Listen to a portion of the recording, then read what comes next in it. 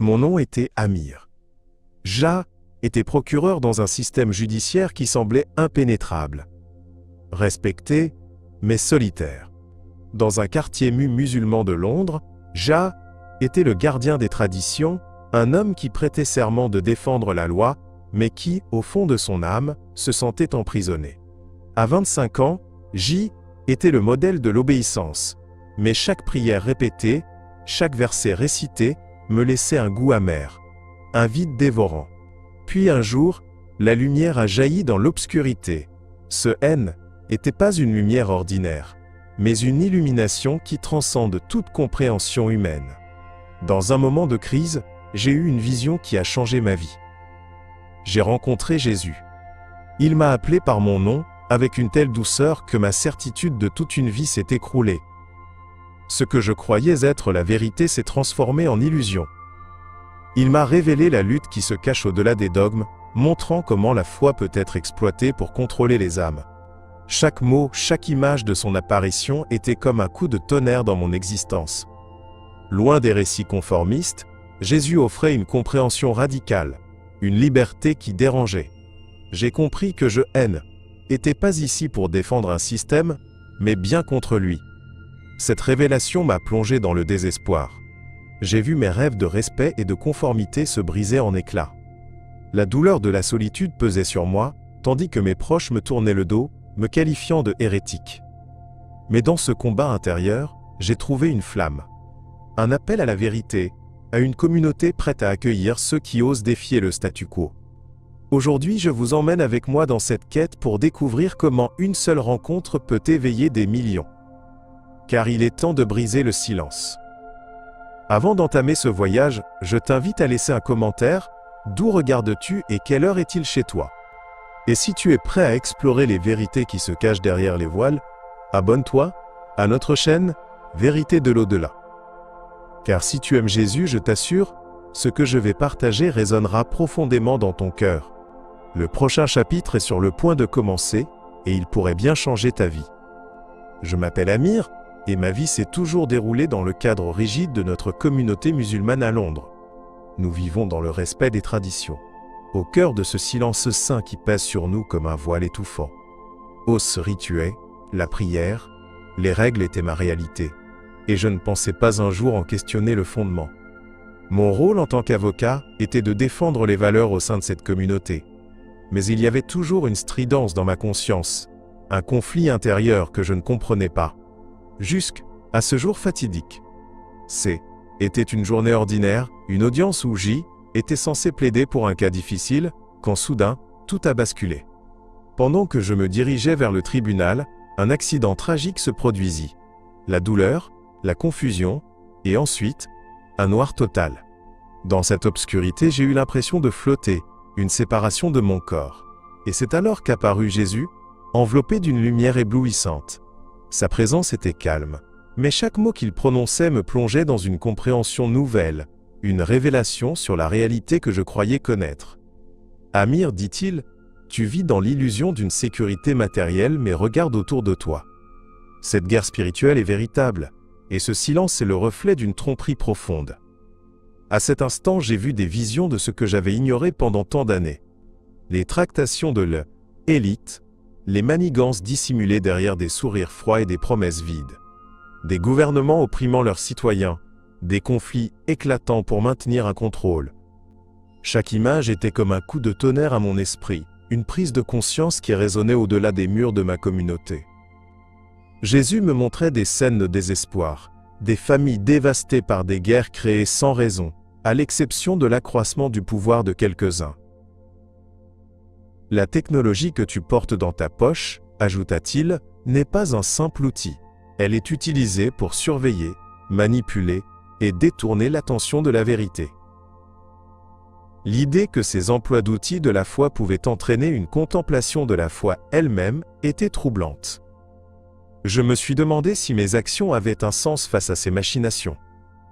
Tout en étant avocat, J était également un citoyen, un voisin, un croyant, et ma responsabilité semblait écrasante.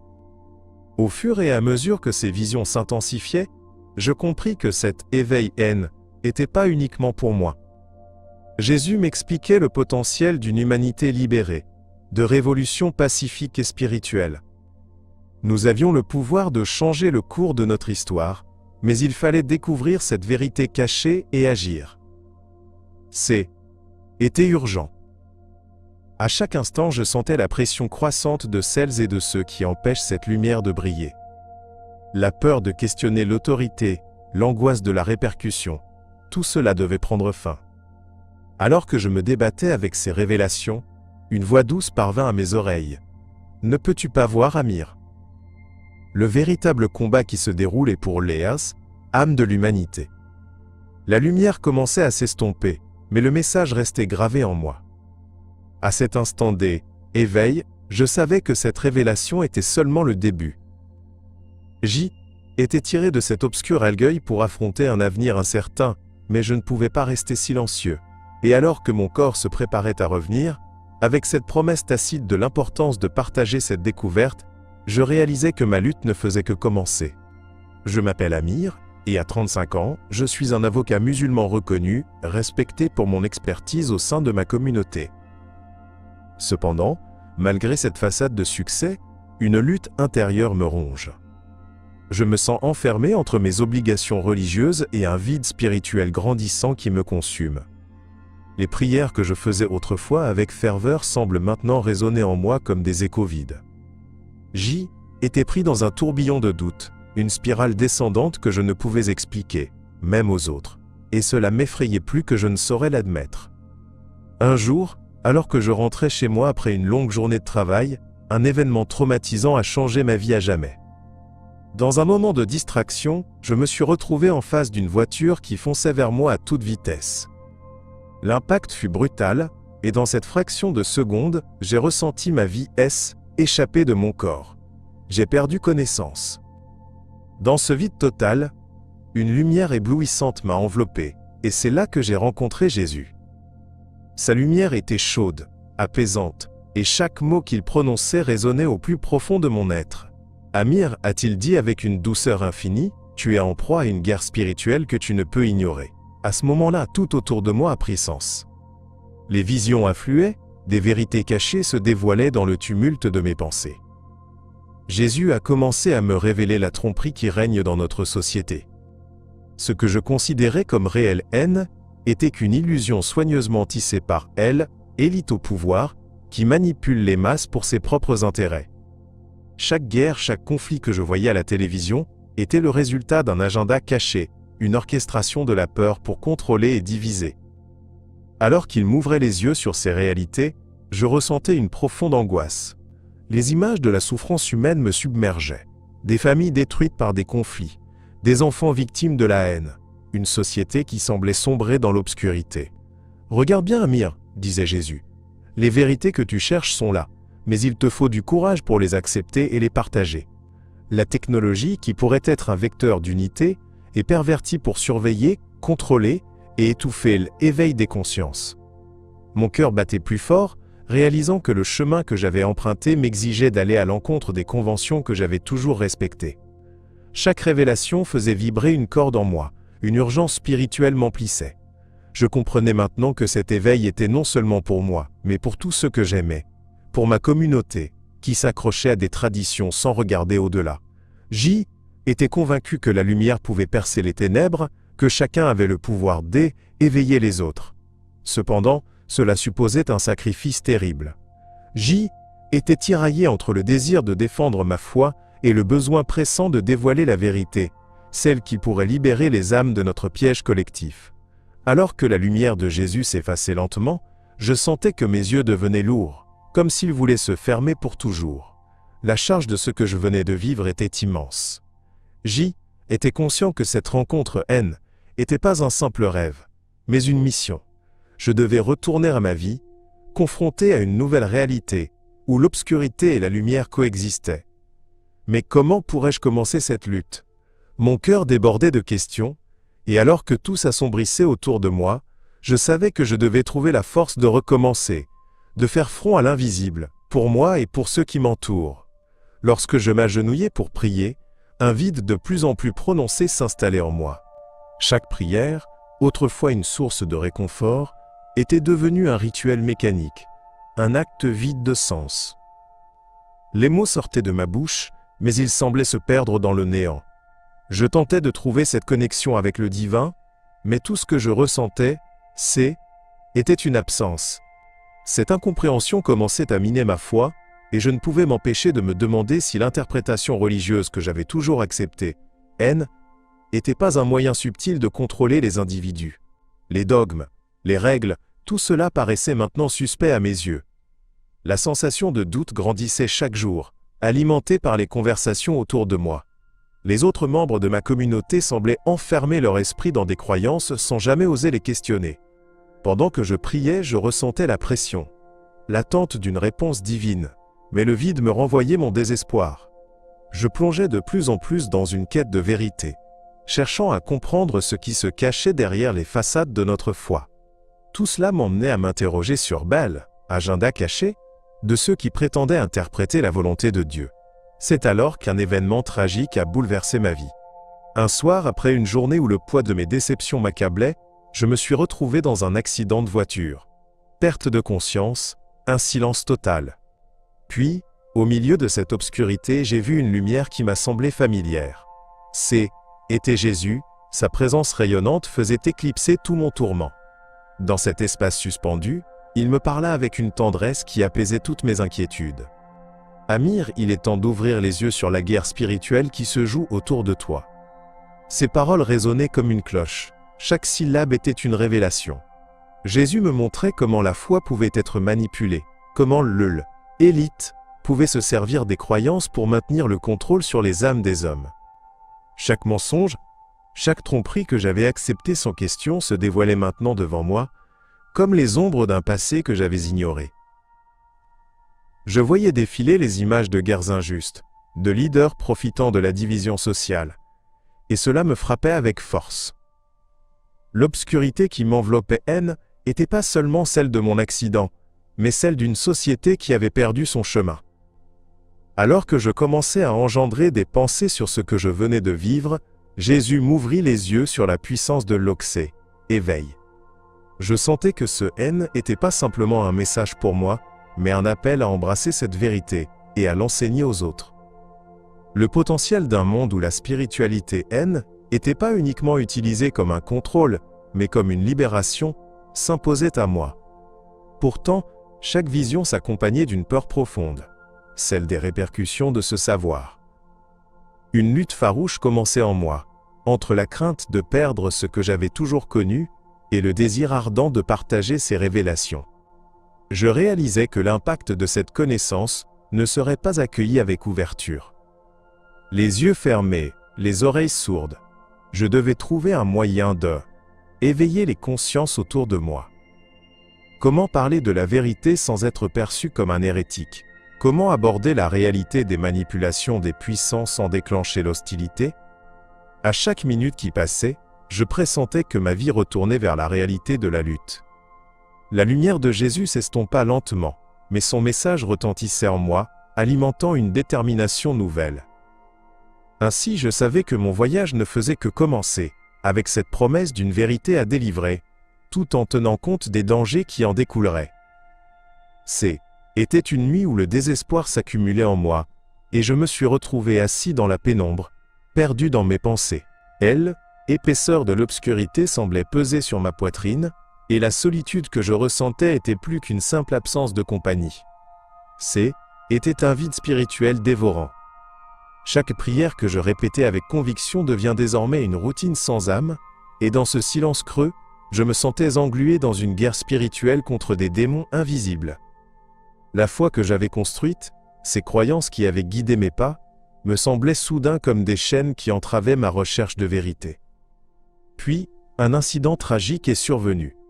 Dans un moment de distraction, j'ai perdu le contrôle de ma voiture sur une route sombre. Le choc fut brutal, et ce qui suivit fut une chute dans l'inconscience.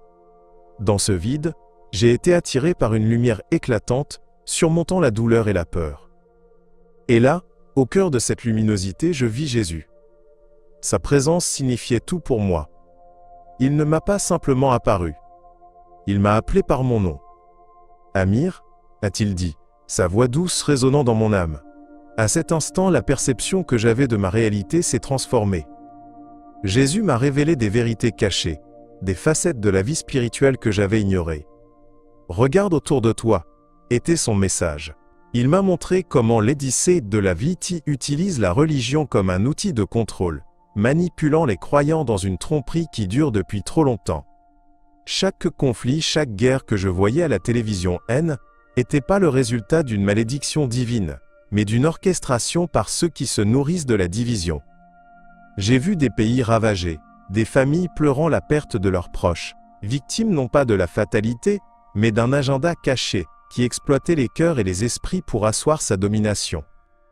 Dans cet état de grâce, j'ai perçu l'importance de l'ère qui éveille. Jésus me demandait de tourner mon regard vers l'intérieur et de questionner tout ce que je prenais pour acquis. La vérité est la clé, disait-il. Je ressentais une pression croissante, la nécessité culminant de partager ces révélations avec ceux qui restaient dans l'ignorance tranquille. Chaque vision était un appel à l'action, une invitation à combattre les forces de la tromperie qui gangrènent notre société. Je savais que réveiller les autres serait un chemin semé d'embûches, une lutte contre le conformisme et le silence. Alors que sa lumière évanouissait lentement, je compris que ma vie ne serait plus jamais la même. Le vide que je ressentais auparavant commençait à se remplir d'une détermination nouvelle, mais la peur de confronter les vérités m'accablait. J'avais été témoin d'une réalité qui transcende les croyances et, désormais, je savais que je ne pouvais plus retourner à une existence passive. « Amir, tu dois marcher vers la vérité », résonnait encore en moi, comme un mantra qui pourrait me pousser à dévoiler ce que j'avais découvert. Cette expérience n'était pas simplement une rencontre divine, mais un point de départ vers une lutte pour âme de l'humanité. Mon chemin était désormais celui d'un guerrier, conscient des dangers à venir, mais profondément engagé dans la quête d'une lumière que je devais partager. Après ma révélation avec Jésus, tout ce qui m'entourait semblait s'effondrer. J'avais compris des vérités cachées, mais le coût de cette connaissance était insupportable. En rentrant à la maison, je savais que ma vie ne serait plus jamais la même.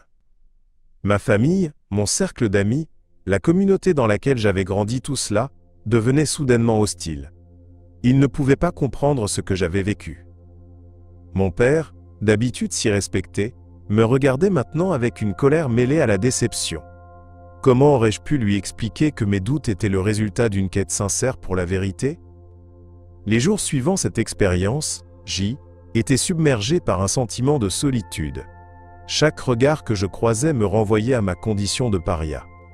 Hérétique, traître, ces mots flottaient dans l'air, me suivant comme des ombres. Qu'avais-je fait pour mériter cela? Et pourtant je savais au fond de moi que cette guerre spirituelle que je combattais dépassait ma personne.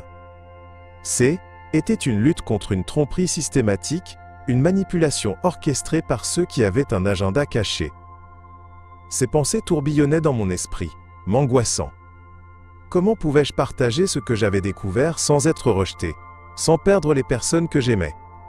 Une tension croissante s'installait en moi, alimentée par ma culpabilité et mon isolement. Je revivais sans cesse ce moment où Jésus m'avait appelé par mon nom, sa lumière m'aidant à percevoir la réalité telle qu'elle est. Mais pourquoi cette lumière avait-elle mis en évidence ma solitude? Chaque prière que je faisais semblait maintenant être un appel vers un ciel indifférent. Je voulais croire que ma nouvelle foi serait un pont, mais il se transformait en fossé entre moi et ceux qui ne comprenaient pas le chemin que j'étais en train d'emprunter. Je me souviens d'une conversation avec un ami d'enfance, quelqu'un que je considérais comme un frère. Quand je lui ai parlé des visions que j'avais eues, de la manipulation des élites, il a ri, puis il s'est moqué de moi. « Comment peux-tu croire à des contes pareils ?» dit-il. Chaque rejet me faisait mal, augmentant la souffrance de cette lutte intérieure. Je savais que ce que je vivais était important, que partager cette vérité pouvait transformer les vies. Mais quoi de plus précieux que l'amour de ma famille? Alors même que je tentais d'affronter ces rebuffades, une inquiétude sourde s'intensifiait en moi. Les médias, les politiques, tout semblait s'entremêler dans un jeu cruel. Je voyais autour de moi les conséquences de la manipulation. Les guerres qui éclataient, les gens divisés par des différences souvent artificielles. je réalisais à quel point une révélation pouvait être une arme à double tranchant. Elle pouvait éveiller les âmes ou les isoler. Je me posais sans cesse la question, suis-je le seul à voir ce qui se cache derrière ce rideau? L'éveil qui m'avait été accordé était un cadeau mais aussi un fardeau. La solitude devenait insupportable alors que je me battais pour que d'autres trouvent aussi leur lumière. Dans ma quête de vérité, j'ai commencé à explorer des territoires inconnus pour moi.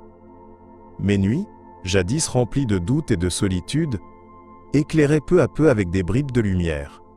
Je me suis tourné vers la Bible, lisant chaque page comme une révélation. Était une expérience presque spirituelle, ces mots résonnant avec une profondeur que je n'avais jamais perçue auparavant.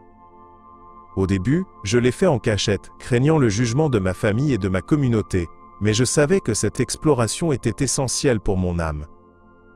Au fur et à mesure que je découvrais des vérités sur Jésus et ses enseignements, des pièces du puzzle de ma vie commençaient à s'assembler. En parallèle, j'ai cherché des témoignages d'autres personnes qui, comme moi, avaient vécu des expériences similaires. C'est dans cette recherche que j'ai découvert une petite communauté chrétienne, un groupe qui accueillait chaleureusement ceux qui cherchaient la vérité. Leurs histoires résonnaient avec la mienne, des luttes, des blessures, des révélations et un éveil spirituel. J'étais surpris par leur ouverture d'esprit et leur accueil, un contraste frappant avec l'hostilité que j'avais ressentie à la maison.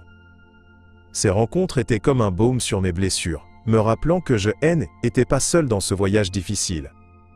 Lors de nos réunions, souvent dans des lieux discrets, il était question de l'agenda caché, de l'élite, de la manière dont les dirigeants manipulent les croyances pour fabriquer de la division. Chaque témoignage était une pièce d'un tableau encore plus grand, une guerre spirituelle se déroulant à nos yeux. En entendant ces récits, je réalisais à quel point nous étions tous connectés, non seulement par nos doutes, mais aussi par notre désir de vérité. Ces réunions devenaient rapidement le seul moment où je me sentais vivant, loin de la réprobation et de la solitude qui m'entouraient. Jésus était omniprésent dans nos conversations. Sa promesse de rétablir la paix et l'amour dans nos vies était palpable, mais il y avait aussi cette compréhension que le chemin vers cette paix n'était pas sans difficulté.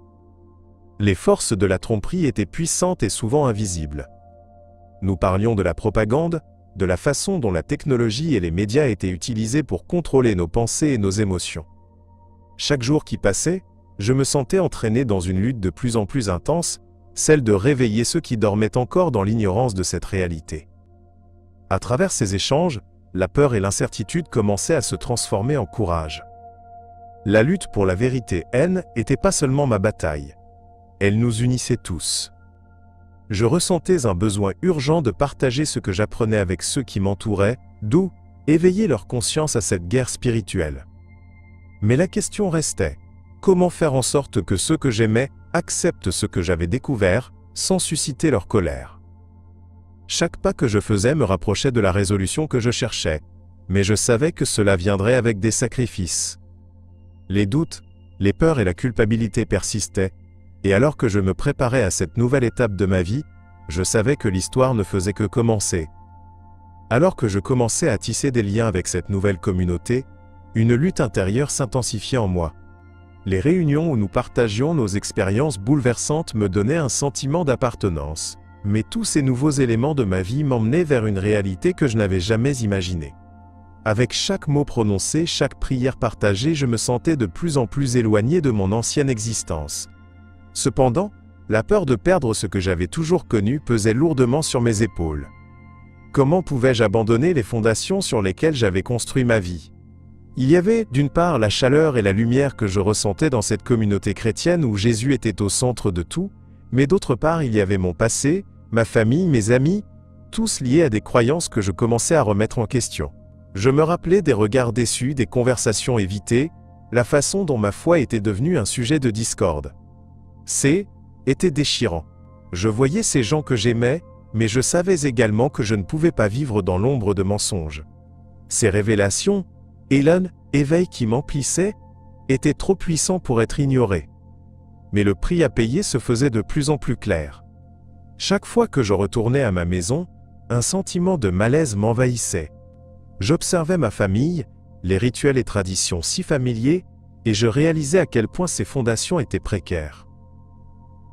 Au fond de moi, j'avais cette certitude que ma transformation avait un but divin, que Jésus ne m'avait pas seulement appelé à moi-même, mais à un rôle plus grand. Pourtant, je restais tétanisé par la peur de ce que la révélation pourrait coûter. Qui serais-je sans mon ancienne identité? Quelle place me réserverait ce nouvel éveil dans mon cœur, en opposition à ce que j'avais toujours cru? Les conversations avec mes nouveaux amis étaient remplies de soutien et de compréhension, ce qui m'aidait à apaiser mes angoisses. Ils partageraient des histoires de leur propre lutte, de la manière dont ils avaient navigué dans ce monde complexe, souvent manipulé par elle, élite. Nous discutons de la tromperie qui défraie tant de récits, des stratégies de contrôle qui maintiennent les individus dans l'ignorance. Ces échanges me rappelaient que je n'étais pas seul dans cette bataille. Pourtant, chaque rencontre me renvoyait à la dualité de ma vie. Le désir de me libérer de mes chaînes était toujours battu en brèche, par la peur de l'inconnu. Alors que je m'enfonçais davantage dans cette quête de vérité, je savais que je devais prendre une décision. Chaque jour passait, et je ressentais de plus en plus pressant que la guerre spirituelle pour laquelle je me préparais ne serait jamais gagnée si je restais en retrait. Jésus me poussait vers la lumière, mais le reflet de mon ancien moi continuait de me hanter. Éveil pouvait être une belle promesse, mais il exigeait aussi courage et un abandon total des vieilles illusions. La lutte entre cette douloureuse séparation d'avec mon passé et la promesse d'un avenir lumineux commençait à définir mon chemin. Était un voyage que je devais entreprendre, même si cela signifiait dire adieu à tout ce que j'avais connu et aimé. Dans les jours qui ont suivi ma transformation spirituelle, une révélation essentielle s'est imposée à moi. Ma mission ne se limitait pas à ma propre quête de vérité, mais elle étendait au-delà, vers ceux qui sont piégés dans des croyances contrôlantes. La lumière que j'avais reçue me poussait à partager cette vérité, même si cela signifiait prendre des risques considérables. Lorsque Jésus m'a appelé, il ne m'a pas seulement offert un aperçu de ma propre existence, mais il m'a désigné comme un messager, un pionnier dans cette guerre spirituelle. Je savais que refuser cet appel serait un acte de lâcheté, face à l'injustice qui ronge notre société. Chaque moment de réflexion renforçait ma détermination. J'avais été témoin de la façon dont l'élite manipule les masses, utilisant la tromperie pour maintenir un contrôle solide sur les croyances et les pensées des gens. Dans cette période de turbulence, chaque guerre, chaque conflit que je voyais se dérouler dans le monde, se révélait être le résultat de ce même agenda caché. La souffrance de chacun, les cris des opprimés, devenaient des échos dans mon esprit, me poussant à agir. Je ne pouvais plus observer cette réalité sans rien dire. Il était temps de sortir de l'ombre et d'éveiller ceux qui n'avaient pas encore perçu cette lutte. Ma décision d'exprimer ma nouvelle foi et de parler de mes expériences allait au-delà du simple partage.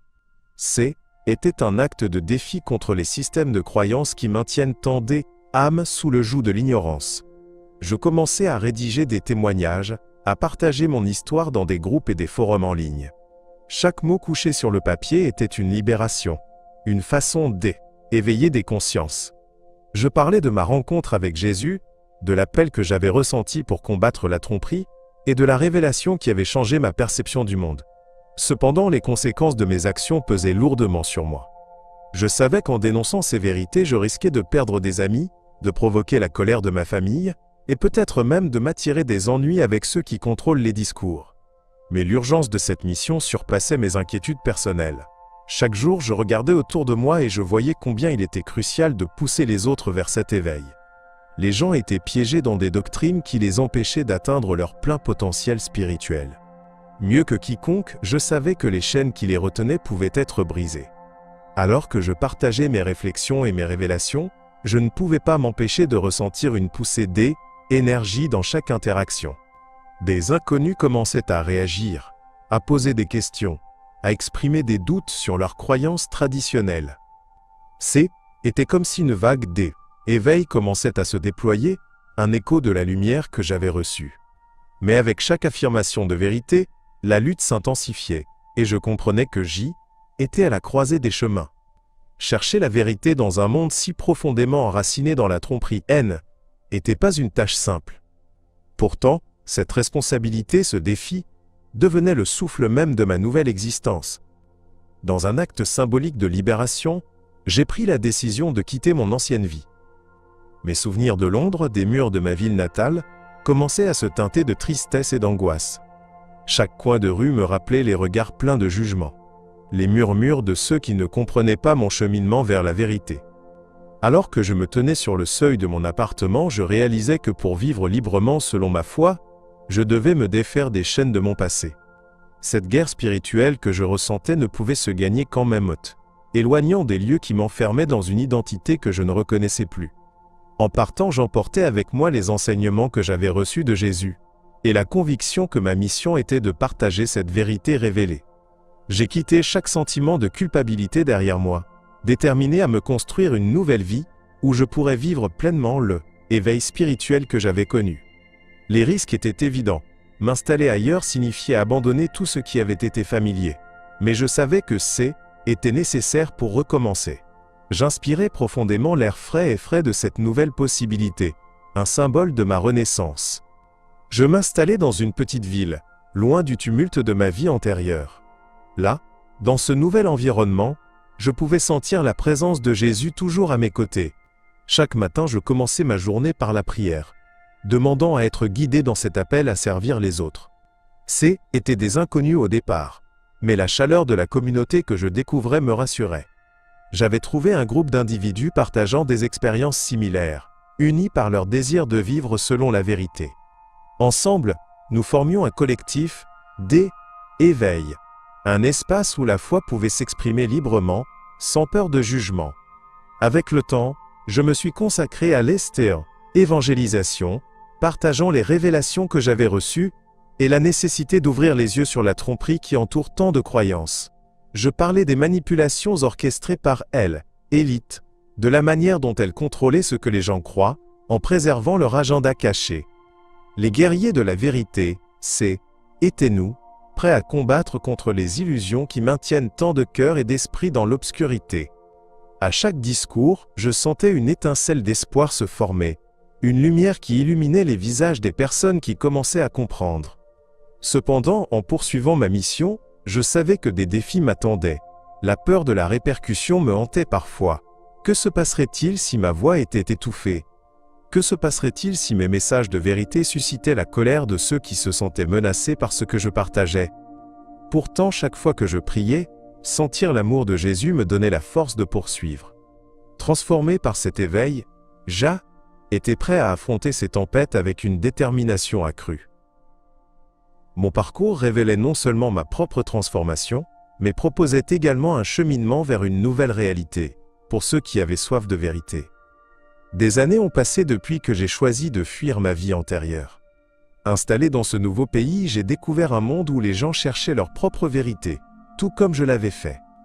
Chaque jour était une occasion de partager ce que j'avais appris, de témoigner de la lumière que Jésus avait apportée dans ma vie.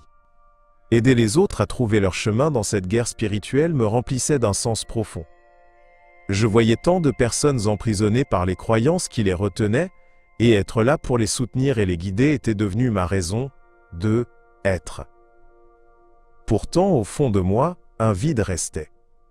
Le souvenir de ma famille, des luttes que j'avais laissées derrière moi me hantait souvent. Je me demandais si un jour je pourrais me réconcilier avec eux, avec ces traditions qui me semblaient si éloignées de ma nouvelle réalité. L'éloignement ne m'avait pas fait oublier l'amour que j'avais pour eux. Au contraire, ma rupture avec mes anciennes croyances m'avait ouvert les yeux sur la beauté de chaque culture et foi, y compris la mienne. La vérité de Jésus que je découvrais allait bien au-delà des barrières religieuses et culturelles. Les réflexions sur un avenir réuni avec ma famille me remplissaient d'espoir, mais également d'angoisse. Le chemin vers cette réconciliation était semé d'embûches. Comment pourrait-il comprendre que je ne reniais pas ce que nous avions partagé, mais que j'avais évolué? Je voulais leur montrer que la lumière que j'avais trouvée n'était pas une menace, mais un appel à éveil.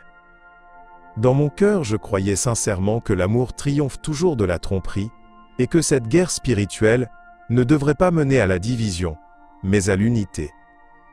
Alors que évangélisais, rencontrant des gens de tous horizons, chaque témoignage que je recevais me rapprochait de ma propre vérité.